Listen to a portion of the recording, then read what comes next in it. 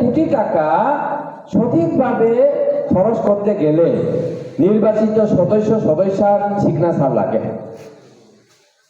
এবং গাঁও সভাতে যদি নির্বাচিত সদস্য না থাকে, নির্বাচিত চেয়ারম্যান ভাইস চেয়ারম্যান না থাকে, তাহলে এমন কিছু ফান্ড আছে যেটা খরচ করা যাবে না, যেটা খরচ করা যায় না।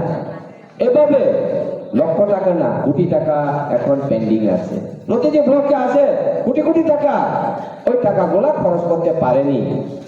কি বলবো, যেহেতু নির্বাচিত প্রতিনিধি নেই, নির্বাচিত সদস্য নেই, এই কারণে এই টাকা খরচ করা যাচ্ছে না, টাকা ব্যাক।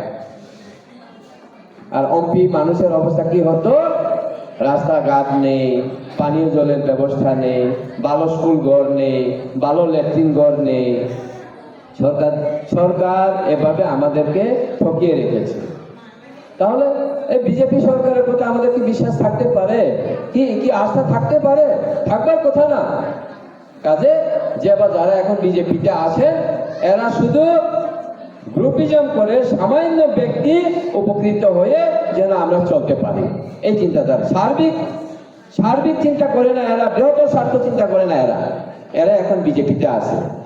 একদম পরিষ্কার কথা আমি বলি। কারণ বিজেপি কতটুকু মানুষের প্রিয়, বিজেপি কতটুকু উন্নয়নের সদিচ্ছা আছে, ওইটা আপনারা যতটুকু জানেন তার চাইতে আমি দ্বিগুণ বেশি জানি।